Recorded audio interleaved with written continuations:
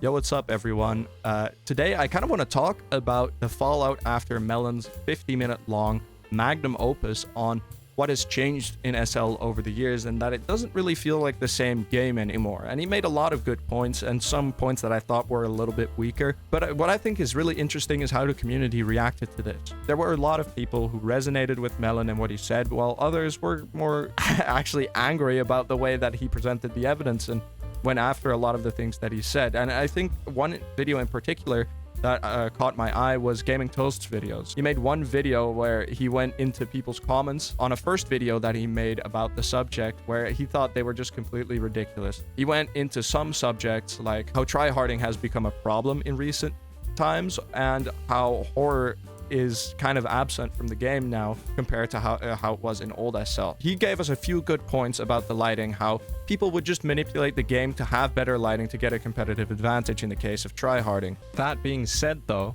Gaming Toast was a little bit too dismissive in his video, which kind of invalidates Melon's original video, even though there were some very good points made by Melon. For example, Gaming Toast goes into how audio additions with the new SCPs have made it a lot more scary. He goes into 939 and he shows how a lot of the abilities that 939 have now are still, scarier than they were in the old version, which is true. Anyways, putting aside this dogshit 939 design, let's talk about how the current 939 not only stays true to the strengths and abilities of a lore accurate 939, but also how it contributes to the horror of SCPSL. This 939 is either that silent or runs like a dinosaur, which allows her to very fastly catch up to you. It can also put down an amnesia pool, which makes you schizophrenic.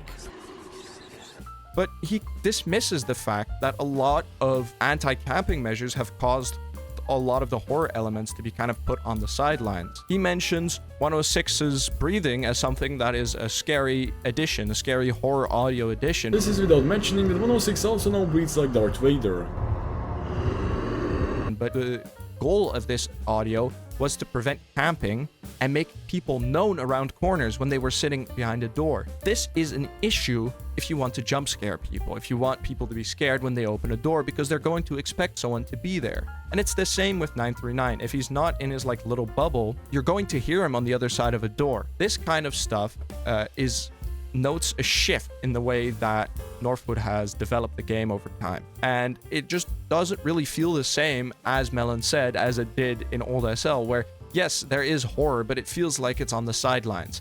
And Gaming Toast, in the way that he approaches this, kind of just dismissed it altogether. No, look at this, there is some horror elements in this horror game. Yes, true. Otherwise, it wouldn't be a horror game anymore. And I think it was just a little bit of a hyperbolic way of saying that yes, we're missing out on horror element now. And that doesn't make it an invalid argument. That just makes it necessary to nuance it a bit more, which is what I'm trying to do now. Gaming Toast goes into how the game is better, how there is more game balance, how that doesn't necessarily mean that the game is less scary. And I think I agree with that broadly. He has this talk about how tryhards are more prevalent now because the game is more popular. The game's population used to be much smaller back in the day, which automatically meant a smaller chance to encounter tryhards or toxic people, and the game was lucky enough to at the time be filled with many great funny people. SCPSL is neither unbalanced or a competitive game, and the problems of tryharding are because of the rise of the game's popularity. But that doesn't make sense. The concentration of players that are tryharding determines how prevalent tryharding is. If a server is full, and back in the day it was 1 out of 20 people tryharding, and now it's 4 out of 20, there's a significant difference in how people are approaching the game. And when his argument is, which I'll hopefully show in the edit here, the game has become more popular, so it has become more tryhardy, doesn't make sense. The truth is that the game has become a lot more tryhardy, which is a result of the game design.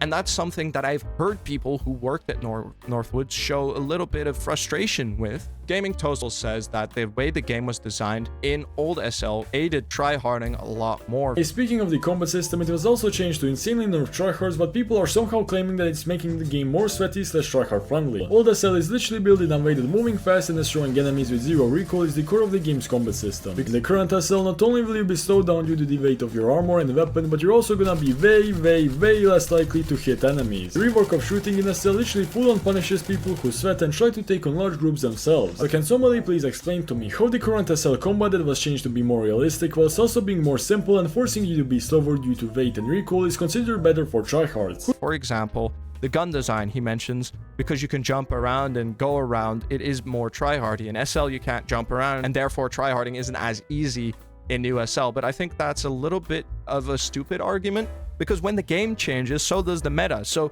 when in old SL, jumping around is the meta, that's what tryhards are going to do. But if it's in new SL and there's new ways of approaching the game, then look at that. They're suddenly going to play different. For example, they've added attachments, and there's meta attachments that you can use to have a better experience when you're, for example, hip firing, or when you're at a distance shooting. Now, this is generally made for tryhards, because then they can min-max the way that they use their guns. That's something that a new player isn't going to understand. That's something that a casual player doesn't bother to learn. I haven't learned it so far.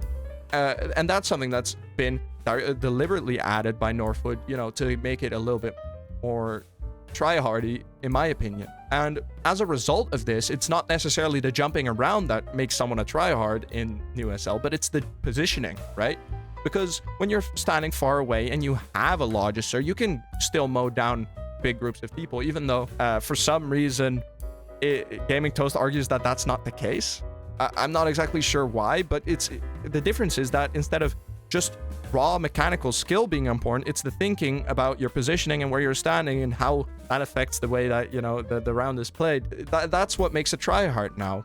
And it's also the items that have been added in recent times that are directly aiding tryhards, like the goggles, or you know, SCP-127. If you have the knowledge on how to get them fast and how to get there faster than anyone else, you're going to have an edge over other players, and you're going to be able to use that to mow down players, but also SCPs faster. It's the same with the Cola meta, how that, you know, that was nerfed, but that was so prevalent, SCPs couldn't even catch these players who were jumping around like morons. In old SL, yes, okay, there were ways that you could be more tryhardy, and there were certain aspects that were tryhardy, and there were players who were tryharding, but the way that the game has been developed now, with the items that were added, with the attachments, with the gun, with the positioning that people are playing, and just the general air that we've seen out of content creation recently, yes, tryharding has become a more prevalent problem. The percentage of people that are playing the game, that are playing it to tryhard, have increased. That is a valuable and valid argument to make for the developers to make a meaningful change. But instead, in this video, where he was admittedly rage-baiting quite a bit, he kind of just glosses over all of that. And I don't think that's a valuable thing to be doing when we're talking about how we were wanting to improve the game. Yes, okay, it's good to say that not everything is bad, and to give the developers at least something, because, you know, constantly ripping into the developers, I've noticed after I started doing it for a little bit, doesn't have a great effect on the mentality of them, and we have to give them some space to work with. But that doesn't mean that any fucking piece of criticism has to be completely disregarded and clowned on in the way that he did. The general feel of the video and the way that he approaches these comments who were just typed out on a whim and didn't like consider their language very well, and therefore made some mistakes in the way that they worded things. But anyways, let's browse some more really intellectual comments. That's just a stupid way of trying to tackle these arguments to have a productive conversation. And this is kind of how the internet has been going ever since, you know, the world has been going to shit, where people don't really want to consider any criticism or arguments when they feel like a certain way is the truth. I don't think Melon really likes to consider the arguments that Gaming Toast is making, but Gaming Toast has really not made an effort to do so himself. This is kind of just that I do want to mention it, because it just kind of, it icks me. Because I was watching this genuinely upset, because I was like, come on, man, there was some good stuff that Melon talked about. There was some good stuff that I talked about. I was in the video. Say hi to me, and it just kind of upset me. And that's why I wanted to make this video on the second channel, on the Lars Lab channel, because I don't want to put this on the main channel. I'm just ranting a little bit to show people, yes, there is some valid arguments on both sides, and can we stop trying to rage bait each other, and can we stop trying to make these stupid videos where we're just ripping into each other, and instead try and listen and actually process the information here. This is what Northwood is doing. They've actually used their great audio design team, which honestly should be getting more projects. You know, they should be doing more, and they are now. We've already seen change for the better from Northwood out of the video that Melon made, so let's not just rip into it and make a genuine conversation happen. I'm so sick of this and how the internet has been, and I'll be back with a normal gameplay video on my main channel relatively soon. But for now, I want to say thank you all for watching this big rant, and hopefully we'll get a full video for Lars Lab soon. Bye bye.